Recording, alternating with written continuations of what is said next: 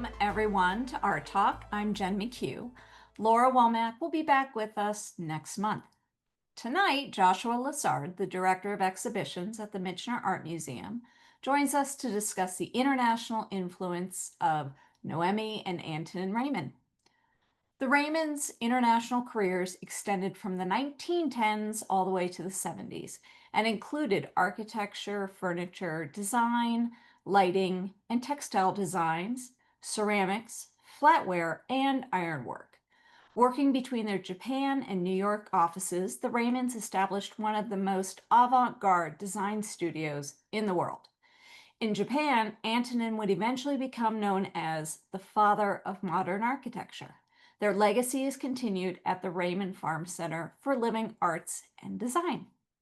In 1937, with war looming in Japan and Europe, the Raymonds returned their practice to New York and set up a summer studio and home on an 18th century Quaker farm in Bucks County. Dubbed the New Hope Experiment, the Raymond Farm served as a live-work atelier that taught practical design solutions. Here, the Raymond Farm apprentices would learn by working in the studio while also assisting in the farm work itself. During the summer months, the Raymonds would frequently host their friends, artists, musicians, writers, architects, and scholars who would often welcome a sojourn in the Bucks County countryside. Hence, the Raymond Farm became more than a home and studio, but a way of life rooted in nature, beauty, art, and work. Joshua Lessard is an award-winning designer and registered architect. Before joining the Michener Art Museum, Joshua worked as exhibition architect and designer at the Penn Museum in Philadelphia. With over a decade of experience managing projects of various scales, he currently sits on the Michener's executive team and serves as a consulting scholar at the University of Pennsylvania. Welcome back to Art Talk, Joshua Lessard. Hey Jen, how are you? And hey everyone else. I see some familiar names there, so hi. Excellent. Well, we are going to get this started. Like I said, if you have any questions, just enter them into the Q&A. And Joshua and I were just saying we wondered how many people have been to Raymond Farms. So if you just want to enter that into the chat, be interesting to hear or to see who all has been there. Because as we were looking through these images, you'll see a lot of similarities. So, Pretty good profile, yeah. okay, well let's get started then. Great. So I'm gonna maybe just hop in here, Jen, too, and also start with we all stand on the shoulders of the giants that came before us, right? So I'm a rising scholar in this space. This is not my everyday job, but I should say that like there are people who I have drawn from and owe a tremendous thanks and gratitude. And so first and foremost, John DeFazio, who is an architect out of New York, who was one of my professors in architecture school, introduced me to the Raymonds as a whole, like to the idea of the Raymonds and their work. And is today involved with the Raymond Farm Center for the Living Arts and Design.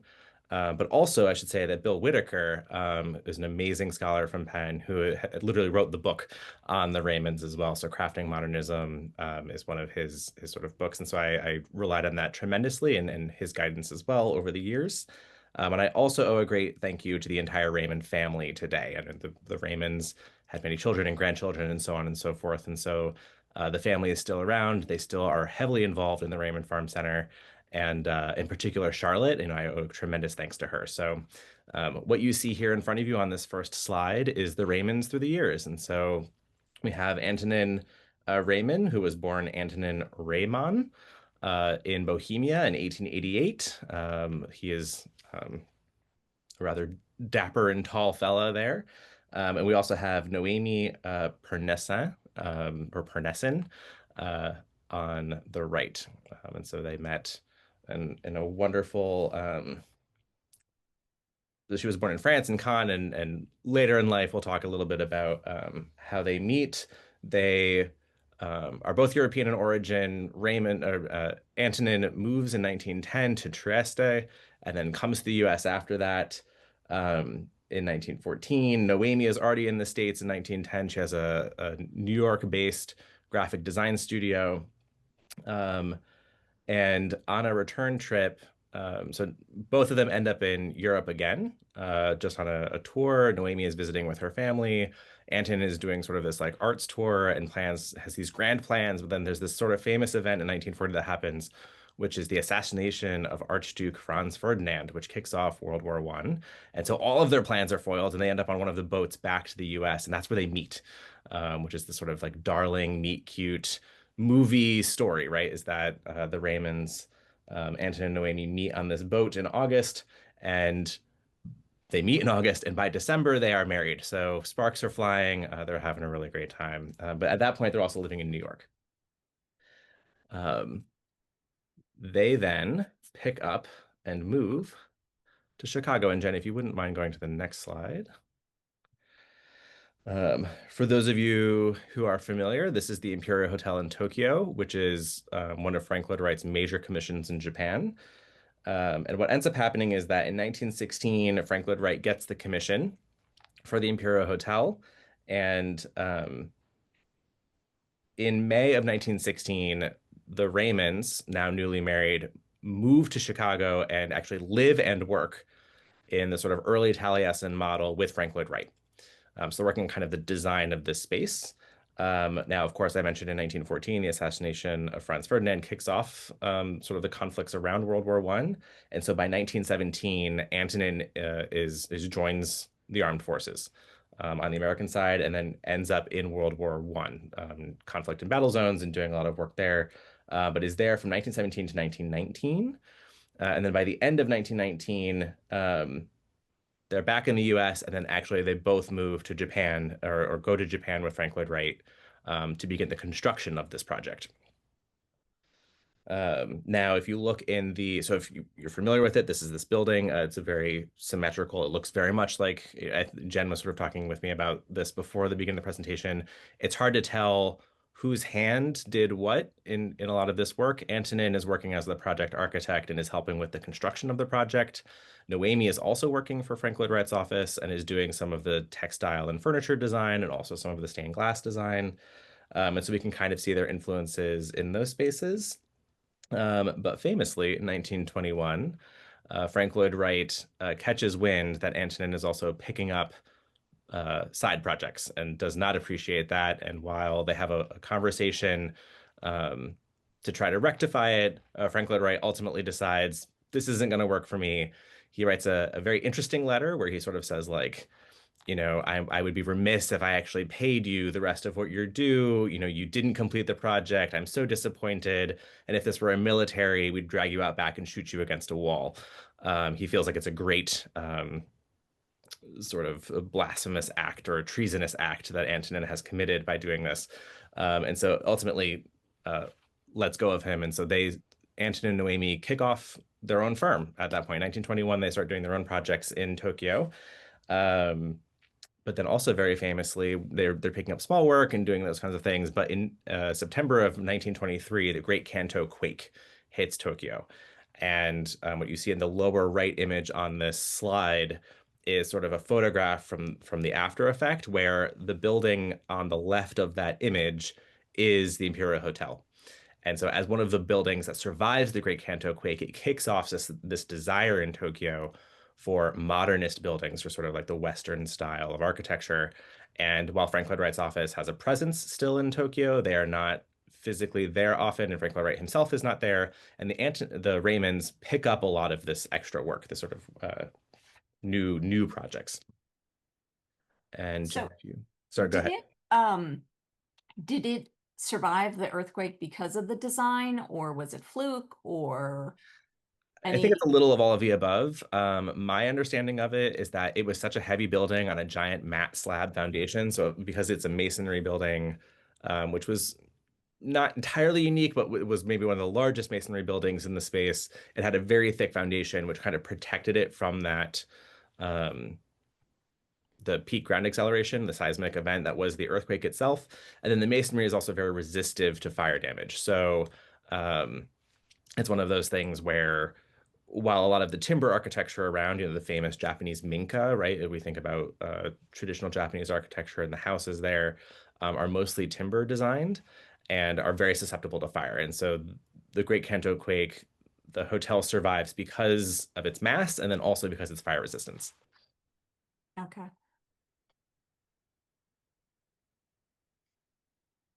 And I mentioned, so they start doing all of these new projects, and one of those projects they pick up in this a flurry is a 1927 commission um, on Lake Chuzenji, which is near Nikko, if you're familiar with the resort town of Nikko in the Japanese mountains.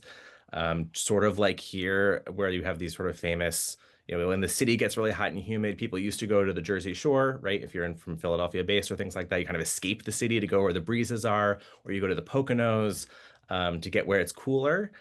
Japan has a very similar sort of cultural migration that happens in the summer months. And so one of those resort communities that people kind of headed into in the mountains is Lake Chuzenji and then also the resort town of Nikko. And so what you see here is the Italian embassy villa that they designed. It was commissioned by the Italian ambassador, and it's one of these things where you start to see. Jen also joked before this is that like when she saw the thumbnail of this, it looks so much like the Raymond Farm as we know it today. I mean, you see all of these little elements of their sort of residential design coming together, where they're pulling these modernist themes, these sort of like broad strip windows, this sort of large glazing surface, but also combining with Japanese traditional architecture. So the idea of the engawa, which is like the Japanese porch space, the sort of veranda idea.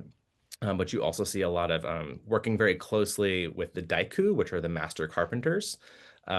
Specifically, there was one named Tokichi Akasaka that they worked with, who was very particular about including a lot of the sugi, like the cedar skins on the building. And so there's a lot of really innovative patterning and design sort of happening here, where they're blending traditional Japanese methods with contemporary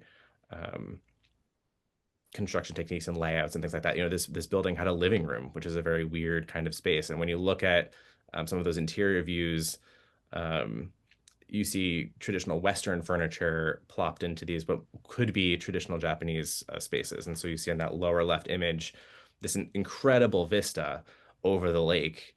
Which again, if you've visited Raymond Farm, this is starting to look familiar to maybe some of you from the pond, right? Where like if you walk into the Raymond Farm building, the studio suddenly opens up into this great vista over the pond and the forest beyond in New Hope.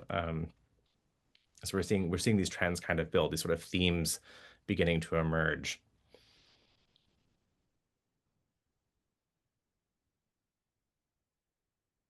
And so then we move on to their summer house. So 1933, the Raymonds built a summer house in Karuizawa. And what they're looking at here is sort of new idea that Corbusier puts out there.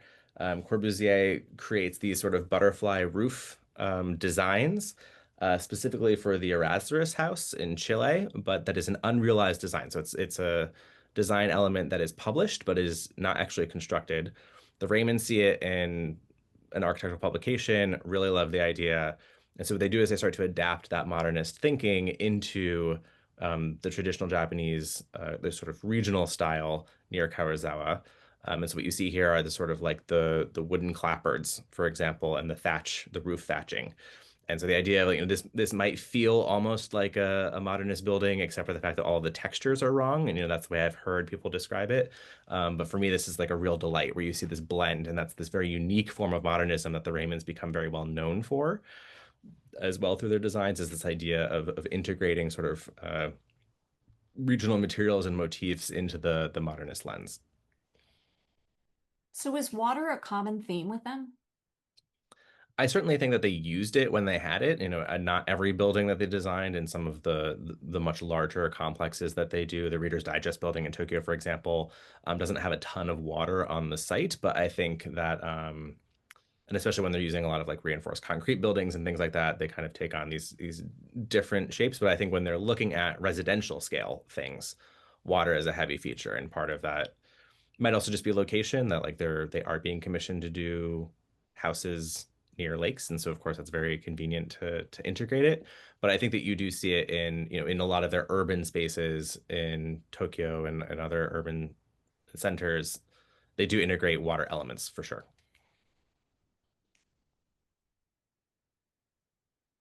And then this is the interior of that, and also the contemporary exterior. So the building itself, just like the Italian Embassy Villa, has recently been restored, and it's sort of working its way towards national recognition and sort of a protected status as an important building in Japan. But what you'll see are some of, again, these recurring motifs. You have the window covers, you have the long strip windows, that sort of veranda space that becomes is no longer just a porch, but is actually integrated into the living space. So this contiguous idea of the sort of habitation that you can move from one room to another or one space to another without actually moving through a wall or a door.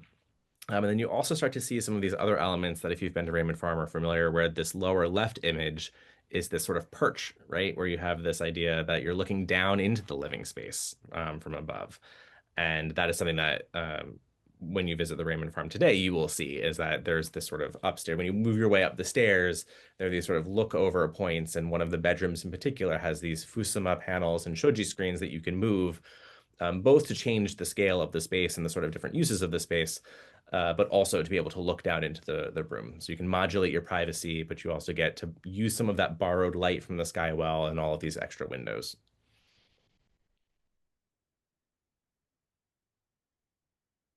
And then we get to Glauconde. So this is credited as being the first modernist building in India. The Raymonds are contacted by a woman called the mother of an ashram. So this is located in Pondicherry, which at that time was a French colony. It was under construction from 1937 to 1945. So it took quite a considerable amount of time to do it. Um, there is a particular philosopher in Pondicherry at that time who was known as Sri Aurobindo. And then also in conjunction with a woman named Mira Alfasa, who comes to be known as the mother, kind of found this ashram around Sri's philosophy. And the mother kind of sort of cultivates this idea, this thinking. And so this is like a commune space. And it's a residential building. So of course, this is where people, acolytes from around the world can come and, live here and hear the sort of philosophies and kind of reinforce the philosophies at the ashram. And what you're looking at is this reinforced concrete a little bit. We have these concrete panels, but these louvers. We're looking at environmental change and the idea of the breeze moving from one side to another. So again, I kind of talk about Raymond Farm in this context. It's like, if you've been to Raymond Farm, you'll know that like if you open the windows on both sides of the house, the idea is that you have a cross breeze that moves up and down the hill from a shaded space to a sunny space.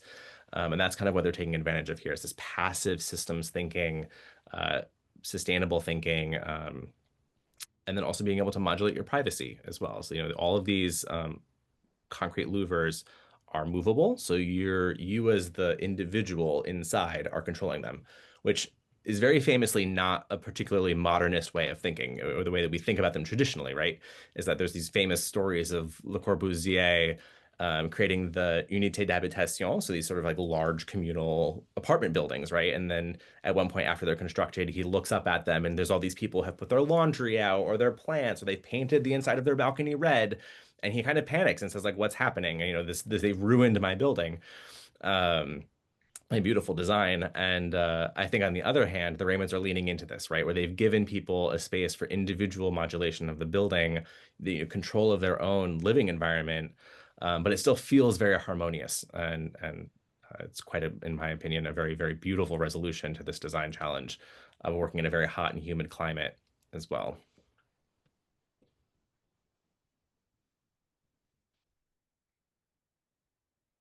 And then, as I think we all know, in March of 1939, well, World War II breaks out. So we're kind of, the Raymonds had been on a couple different trips around the world. And at the time that World War II breaks out, and so they end up having to move to New York.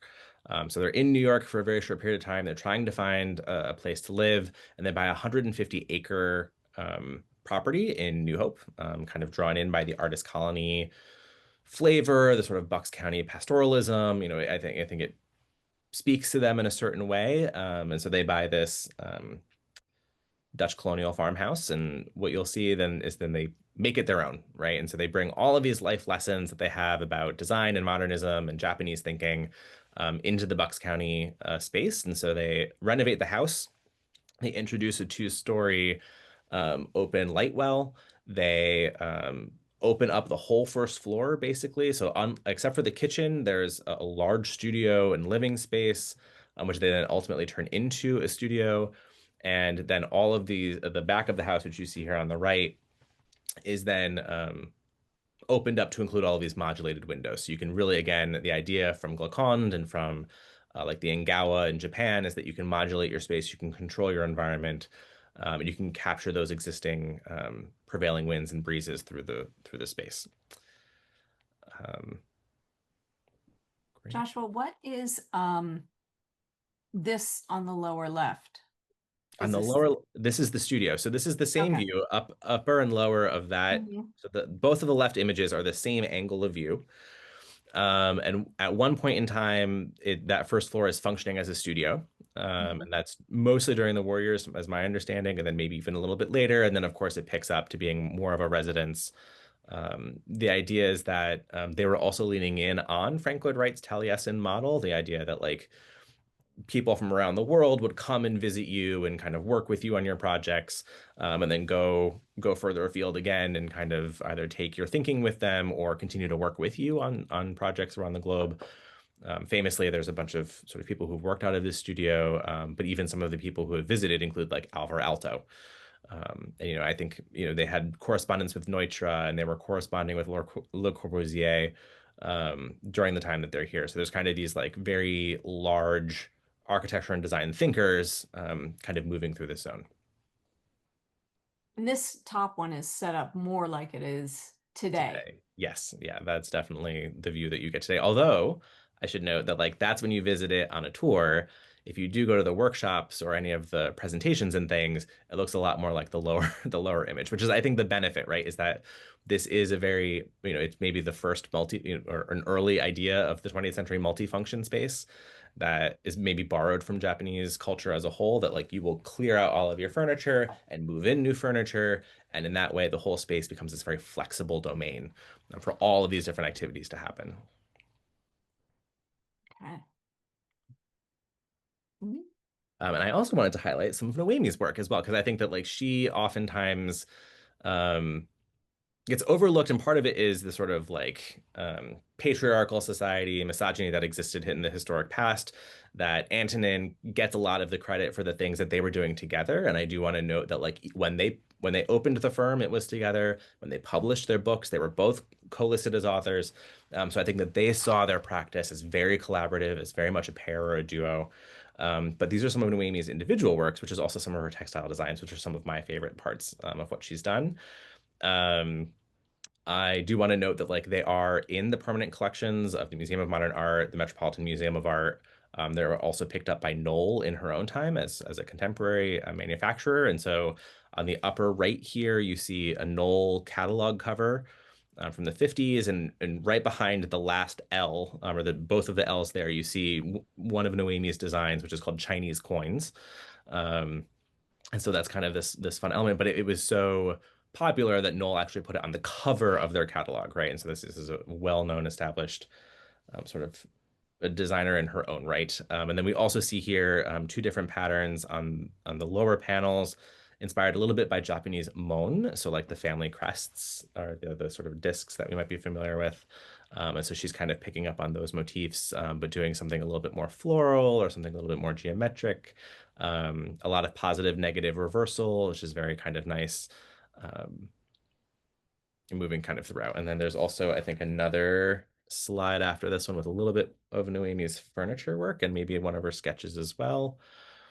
So here we see all the way to the right, sort of the milk stool. So this is the idea that like, when you're milking a cow, this is the kind of stool that you would use, but this is a stool that sort of kind of creates, and it becomes very popular, gets picked up as a line. And of course, it's really nice and exciting. If you go to the Raymond Farm today, you can see one of the originals that she made there. In the center panel, we have one of her like physical sketches. So unlike the more refined sort of prints that I showed in the previous slide, this one is literally like her hand on a page thinking through an idea in real time, and you can see that like she's playing with pattern, she's playing with motif. This is sort of a star and moon idea at different scales, which is really kind of fun. And my understanding of the piece all the way to the left here is that this is like a an interesting hybrid of sort of a George Nakashima piece with a Noémi lampshade. And we'll talk a little bit about how that connection comes to be in a moment. Oop. I just wanted to bring in some of the comments. Seems Yeah. like a couple of you have been to the Raymond Farm. Sue Thistle said the plein air group, the Peace Valley Plein Air Painters, painted at the Raymond Farm last year and they met Charlotte. So Awesome. wonderful. Great. And then Sue Ann Rainey, who a longtime resident of the New Hope Silver area, said, I have Mm, been going to the Raymond Farm since 1968, which I didn't, you must have been a newborn, Sue Ann. I played with the girls and rode horses with them. I remember Noemi as the grandmother. The there you house go. was filled with creative arts, Nakashima furniture, and Japanese style furnishings, which unfortunately they're not there anymore. Some are. I should note that Some there are. are still some of these things there. And a lot of the Japanese furnishings, a lot of the original as in sort of the creative arts. Some of the Nakashima furniture pieces are in there as well. There's a bench. I showed the sort of nightstand with the lamp. Um, and there's a lot of like Mingei work. So you talk about like collecting Japanese style furnishings as well. There's a lot of like craft pieces. So like there's a sort of a cabinet in the kitchen that's filled with Japanese Mingei ceramics, which is absolutely incredible to see. So that's super exciting. I would love to hear stories if you have any about having visited. You know, that's a really cool kind of thing. Oh, and then there's some rugs on the third floor. If you go in recent time, they've actually restored some of the rugs that were in the original house. That are some of Noemi's design and some were collected. Noemi's sister actually opens a shop in New Hope that sells Japanese wares. And so some of the pieces are probably from that store as well. And you can actually see those on display today as well. Emily Chang said, Chinese feng shui comes to mind. Yeah, feng shui. I think so. It's interesting because Antonin also does take several trips to China, both before the Japanese occupation of Manchuria, and then also when Japan occupies Manchuria for some short periods of time. I haven't necessarily seen in his writing what the influence is, but I think that yeah, the idea of feng shui comes to mind, and also the bagua, you know, the idea of a planned layout. He writes a lot about in some of his other treatises about the Japanese method of laying out a site in a building. You know, when you first arrive on a site and there's nothing there, how do you decide where to put the house? And he was sort of like fascinated by the method that the sort of master carpenters use, which is sort of this hybrid between a very scientific process and a very religious based one. You know, it has a very spiritual connection as well. And so these sort of like blends he finds very important. And so I think feng shui definitely comes to mind for sure. Okay, there's one more question. Do you know which shop in New Hope, and is this a shop that is still open? It is, I don't remember the name of it, but I will say it had a second or third life. You know, so it was sort of like Noemi's sister owned it, and then it was past ownership twice since then. And then I believe it actually recently closed. It may not have survived through COVID. Mm. Um, and I do remember like um, that it was a loss. And I will look it up and I will get back to you with some of that information. I can pass it along to Jen to share with everyone. Wonderful. Keep the questions coming in, and we are going to go back to the slides. And I'm loving this one. Yeah, so this is one that I wanted to bring up, which is we talked a little bit about Antonin and Noemi's origin story, right? Where they're working in a bunch of different offices. You know, Antonin, even when he comes to New York in 1910, starts working for Cass Gilbert on the Woolworth building in New York City. So, you know, they have these sort of amazing pedigree of their own design, but then they also pass that on to the next generation. And so, when they found their studio, they reincorporate in 1937. I think partly in mind because of how Frank Lloyd Wright let them go, in this very sort of, I am the genius and you are my employee and you are the peon and you will do whatever I say kind of thinking. Um, I think that they kind of reject that model. And so in 1937, they actually reincorporate their Tokyo-based office as a shareholder office. And so many of the people who work with them end up being owners of the company as well, even at all different tiers, which is very interesting. Um, and what you can actually see is two of the people I want to highlight in this image. And Jen, I don't know, you have or I guess I should say four people I want to highlight. The Raymonds are front and center, right in the middle. So Anton behind and Noémi in the front. Directly above them, so like right there, is George Nakashima, a familiar face to many of us here. He started working in their office in, I believe, 1934. I got the introduction and ultimately goes on to work for them for 8 years, including 4 years working on the Glakond site in India. So he was the project architect working in Glakond. And then sort of opposite Noémi, like paired across from her. Whoops. Uh, That's not going to be in this slide. no, Sorry. you're good. There we go. Okay. There we go. Yep. Oop, oop, Or maybe not. maybe not. Um, Okay, so so here's yep. So we have Antonin, Antonin and Noémi, Noémi, and then like keep going to the George. right. Okay. Over, right there. Oh, nope. So the lower gentleman on the first row, yep, is Junzo Yoshimura, um, who is also a very famous Japanese architect in the mid to late 20th century. Um, a lot of so if you are familiar looking at the images of the architecture from across the screen, on the bottom left here, we have the Kanoid Studio, which is George Nakashima's, one of his creations on the Nakashima Woodworkers Studio site. So hopefully if you've been to the Raymond Farm, you've also taken a tour of the Nakashima Woodworkers, and you will have seen the interior of the Kanoid Studio. In the center, we have one of, I mentioned, Junzo Yoshimura. This is Shofuso. So at the time that Shofuso, if you've been to Shofuso, the Japanese house in Fairmount Park, that was actually commissioned by the Museum of Modern Art as a modern Japanese house installation in New York City. And so that's actually his design that then gets transplanted here in Fairmount Park. The Raymonds actually help both in the selection of Junzo as the designer for MoMA, but then ultimately also on its location in Fairmount Park in Philadelphia. So we have that cultural treasure to thank them for. And then also all the way to the right here is Yoshimura Sanso, which is Junzo Yoshimura's family's mountain house, like summer house. And a comment that I got in this in the past, which I thought was very interesting by a former student of mine, is that like every architecture student in Japan has to basically draw this building, right? This is a house that is like so universally famous there that every architecture student in their like drafting 101 draws this house and then does it as a model. Which is just kind of really fun. So I want to include it. But I also want you to note that on this, you see a lot of the influences of the Raymonds, right? Where we have the Corbusier's Raymond adaptation of the butterfly roof, the Engawa, the sort of like perch high point, the lower masonry tier, and this feels very much in the familiar ilk. And then moving on. Now, the other thing is that not only are they inspiring other people, they're also working inside of our local ecosystem. So I wanted to draw attention to some familiar names. One of the things that I kind of do adjacent to Raymond Farm is continue to do some of the scholarship that's been started by people like Bill Whitaker and John DeFazio.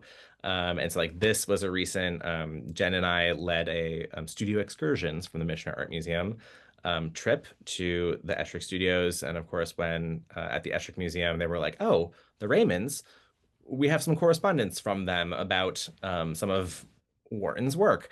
And what you'll see here is a very chiding letter from Noémi to Wharton Eschrick. Dear Mr. Eschrick, and she says, I'm very disappointed when I saw this. And it's a very interesting sort of thing where she's calling attention to the fact that she doubts that he even worked on the project.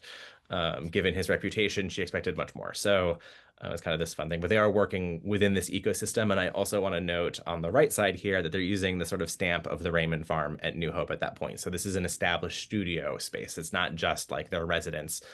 They really are kind of working from that. And they do spend a lot of the post-war years after World War II ping-ponging back and forth between Japan, New York, where they do have their own another studio in New York, and then also New Hope. So they're kind of running three different ateliers or studio spaces simultaneously, and moving between all of them is an incredible amount of work, and very, very prodigious.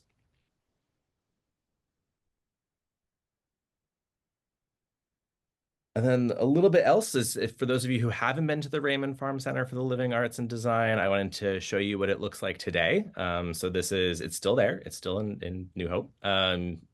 Please do schedule a tour to go and see it if you haven't already. Uh, this is what you're looking at right now in the upper left image is the front of the house from the street that you can see. There's a nice little like turnaround driveway in front of it and some grass. And, you know, as people have mentioned, there are some horses across the way. There's still a functioning farm on the backside.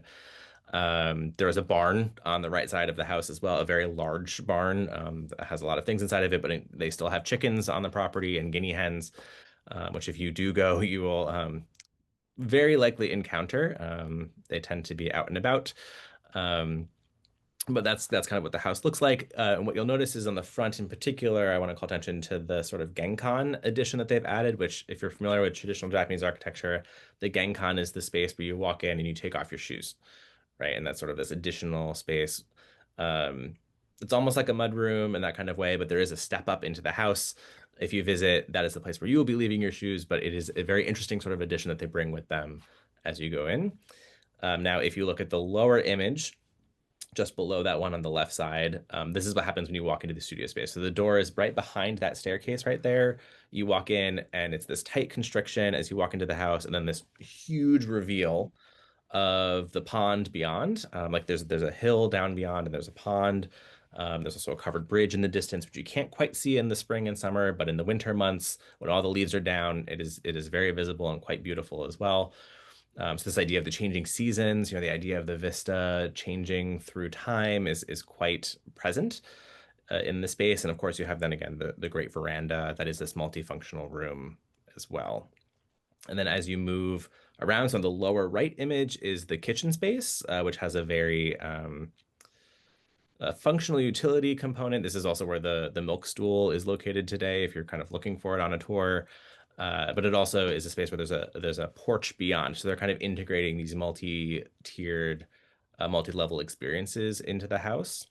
And then as you move up the staircase into the space, this is where there's that upper right image is that perch where you can see the sort of a guest bedroom space beyond, with all of these fusuma panels, which are like the opaque panels. Fusuma is the opaque Japanese panel, to modulate your privacy. So you can either open them all up as it's shown here, and you can really take in that sort of light well view, add all of that borrowed daylight to that bedroom. Or in the evening, if you want a little bit more privacy, you can close all of those panels up and kind of just be in your safe little bedroom on that second floor. But it does harken back to a lot of those other, you know, we talked about the Karuizawa summer house, right? You know, sort of what that looks like. And that's a very similar motif. And this is my last slide in the presentation before I think we get to a lot more questions, but I also wanted to talk about it being a part of the vibrant community. I think that the Raymond, you know, Antonin and Noémi's goal for this studio, this atelier, to be a center, a nexus of conversation, craft, and design, as a cultural space between modernist and European American thinking and Japanese thinking, continues to this day. And so what you'll see here is, you know, we have just last year we had a symposium called behind what was it called? I think it was Behind Barbed Wire, which was a sort of a symposium about Japanese internment during World War II. And so we see Mira Nakashima here talking about the experience, and sort of how she ends up at the Raymond Farm, right? Is when George Nakashima and family end up in Minidoka in Idaho, Antonin and Noémi are the sponsors of them. And so the Nakashimas are able to leave Minidoka and actually come to New Hope and live on the third floor of the Raymond Farm. This is where George has a small wood shop. He's not allowed to work on architecture in this particular period, so he's doing a lot of furniture work, and ends up buying a place down the road. And so this is I think one of those sort of nascent stories. Obviously, I didn't live that experience. Mira is definitely the sort of expert on it. So there's many, many wonderful stories that she's shared over the years about it that I'm sure you could find online, or sign up to hear more about that. But you also see here, the shoji panel redo, right? Is that like every few years you have to replace your shoji screens or rework the shoji, because the paper gets damaged. And so of course, this is us working on replacing the washi paper on the shoji screens, which if you see the next time come up and you want to learn how to do it, it's a really great workshop. So please do sign up.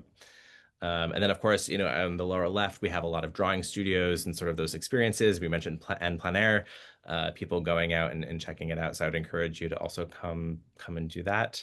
And we also have some work with archival material. So there's like a bookbinding workshop, but there's also days when you can take a tour and people will put out some of Noémi's original drawings, and you can see one of the original copies of their book, Architectural Details from 1938, and things like that, which is wonderful. And the last thing I'll say is that if you do sign up for one of the symposiums or presentations as well, the Raymond family has a wonderful tradition of creating a dinner, like a cooked meal, sharing a meal with everyone at the end of it. It's a real important part of their idea of the workshop, not just being a space for learning, but a space for community building. And so what you'll see on the lower right here is last year's dinner where they invited a guest chef to come in and do a lot of work, but sometimes it's often just the family cooking for you on their own. So I've lectured there 3 different times over the years, and every time that I've lectured, the family goes out into the garden, picks a bunch of organic produce, and cooks a meal for us, me and my partner. And it's a wonderful, wonderful experience. So I highly recommend that you also take this thinking into your own life, right? That the idea that like if you're sharing something, you want to grow a relationship, that you can do so over food is a wonderful thing to take into design space. It's not often that we think about architecture and food. So, but it is a model that definitely works. And that's pretty Thank much you. my gist. But I do see That's a lot of not many, but a few new comments. So I'll let Jen. There is a new comment from Sue Ann. Thank you, Mhm. Sue Ann. Yeah, I think the shop in New Hope was Japanese Artisans. It was across Ferry Street from the Logan Inn. I think that sounds familiar. So, um, do they still have now? I know Miriam Carpenter, was she an artist in residence there or? Yes. So the Raymond Farm has a non-contiguous artist in residence program. So as Mhm. funding permits or those kinds of things come up, Miriam Carpenter was the first. And so if you're familiar, for those who don't know, Miriam Carpenter is a local wood carver, an artist. Um, Carpenter is a very appropriate last name for her, but at least the chosen career that she has. And she worked out of the studio space that was in one of the adjacent buildings, and then lived inside of the Raymond Farm property. There's a private apartment inside of there, that her and her partner stayed in. But I think that the point is that she also maintains that studio to this day. So if you have a chance to do check out Miriam's work, please do. She's a wonderful artist. Um, and she does some of her work on the site still to this day. And also, because Miriam is there, it does continue this sort of like ongoing nexus of craft and design in the New Hope area. And so, Mark's Fury is a I wouldn't say common staple, but certainly stops by from time to time and things like that. And a couple other New Hope based artists can be found there as well. So, I know Charlotte is a photographer. She is, yeah. So, do you know, I mean, were there other family members that continued this artistic or architectural, way of life? I don't know particularly well each of the different family members' career paths. That is maybe a blind spot in my own knowledge base, even though I've met many of them and hung out with many of them. Um, to my knowledge, many of them have followed sort of maybe corporate career paths or other or sort of goals. They found their own way in life, which I think Antonin and Noémi would have encouraged them to do, is to not let their way of thinking about the world shape the way that their children and their children kind of think about the world. So I think they would have happily encouraged them to go and pursue their own interests. Um, yeah, and Charlotte, I think, is definitely someone who today is was a corporate photographer, but also did a lot of travel, global travel, and so her photography is wonderful. If you do stay for the dinner after a symposium or something, you might get a chance to go into the house across the street, which is also a Raymond home, and a lot of Charlotte's work is sort of featured on the walls in that space, which is really quite wonderful. It is a sight to see. It is Yeah. artistic creativity abounds. Do we have any questions? I'm amazed. No one, usually we have a ton of questions. I also talk really fast, and I'm very sorry, but there was a lot of ground to cover. We're covering two different lives in 1 hour. So, Oh, so there's still a lot of collaboration between Mira and the Raymonds.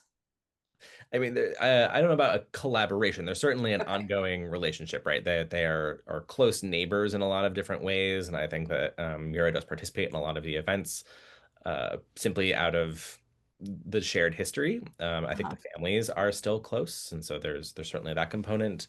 Um, yeah, I think in a way that I think a lot of New Hope area artists or Bucks County artists, I would say maybe even the Delaware Valley, because including Frenchtown and Lambertville, are all close with each other, right? You know, there's a lot of, I saw, I think, Ellen and Tonison on this attendees list. And so, you know, I think that there are people around who might find familiar voices nearby. You know, these are friendly people that you may have encountered in a lot of different ways. Yeah, it's always amazing to me how many times we have programs and people will say, "Oh yeah, I grew up with so and so," or "I knew, you know, this person," or "Yes, I was taught piano by this artist's wife." So, oh, here's a question. Did Mhm. they ever patch up their differences with Frank Lloyd Wright? They did. I think there was, you know, it's one of those things where like nostalgia in old age, I think wears down the sort of the spiky bits, if you will. And so they do ultimately resolve. In some ways, I don't think that it's going. I don't think that was a the most sympathetic relationship in the end, but I think that they do. There is some correspondence that sort of indicates that they had resolved a little bit. There was actually also a kind of a spicy letter that comes from Le Corbusier at one point where he says like, "Hey, I couldn't help but notice that your published house in Karazawa looks a lot like one of my designs, and I didn't get any credit for that." And you know, and Antonin does a really beautiful letter that says like, you know, mimicry is maybe the greatest form of flattery, kind of thing. And Corbusier ultimately then writes a letter back and later in the future that says like, "Hey, I'm doing some work in Turkey. I have some friends who are there. I know that you're traveling there soon. If you see them, tell them I say hi. Best wishes. Everything's great." And so I think that like that also resolves. So I think the Antonin and Noémi have a very good like a diplomatic sense about them, where they're able to maintain a lot of relationships as well.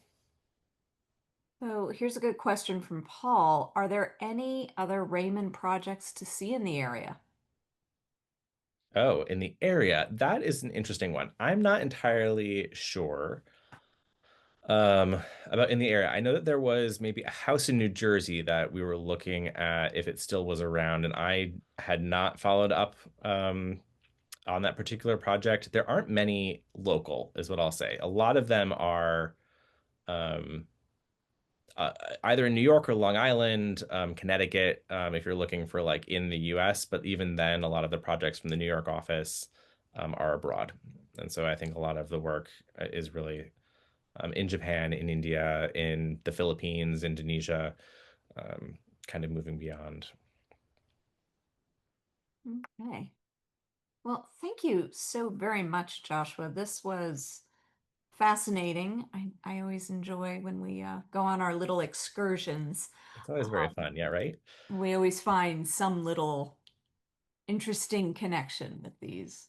Yeah, Uh, I will admit that like because I'm teaching at Drexel right now a class in vernacular architecture, I learned during the prep for this presentation that the Raymonds had actually met with the German architect Bruno Taut, who also lived in Japan at the same time as them. oh, wow. And so I've been like cherishing Bruno Taut's stories about mountain villages, and so suddenly, um, doing this work was like, oh my God, wait a second, they actually met, and here's this letter sort of between them, or sort of these timelines, when there's at least two interactions between them where they're in, sharing space. And I was like, that's a really cool connection that I was completely unexpected to me. But Yeah. the work continues. Well, Paul just asked, is there a library and archive of drawings at the farm? There are some archival materials at the farm that the family is still cultivating or working on, some that come out from time to time. A lot of the archive is now at Penn. So one of the projects that I think Bill Whitaker very successfully undertook, thinking about access and posterity, was getting some of that material out of private hands and into sort of an archival space, a public amenity space where researchers can get access to it and things like that. So if you are looking for a lot of the Raymond archives to this day, you can go to the Fisher Fine Arts Library, um, and they'll be there for you to access. Was there a book you had mentioned, a book you had referred to? Yes, conveniently enough, I have it right here in front of me. It is called Crafting a Modern World, The Architecture and Design of Antonin and Noémi Raymond. Um, the reason I had it in front of me, actually, which is quite delightful, is that so it does cover many of their projects, with a lot of photography, beautiful period photography, and also design sketches and design thinking descriptions. But in the back, it also includes a lot of their private correspondence. So there's like the love letters that Anton and Noémi write to each other. That letter that I mentioned that Frank Lloyd Wright wrote, where he dismisses Antonin, is also in the back here, and I wanted to make sure that I got that quote right, which is why I had it out. Um, it's a really great resource. I do give sort of Kurt and Bill a lot of credit for pulling this together as the editors of this volume. Wonderful. Thank you again, Joshua. Um, so join us on August 20th for a discussion of printmaking as well as painting with artist Dean Thomas, a perennial favorite of the Phillips Mill Juried Show. Deanna Botcher is our new producer, and we're excited to welcome her on board. Laura Womack will be back next month. Sadly, we've lost our longtime producer, Jean Mahitch. Jean was a strong advocate of artists, women in the arts, and a long-serving volunteer at Phillips Mill Community Association. More than that, she was our dear friend who enriched our life with long discourses on the arts in private emails. Jean suffered an extended illness of years, yet never dwelled on it. We miss her sorely. Her husband, Pat, is in our thoughts. Thank you, everyone, for attending. I'm Jen McHugh. Good night.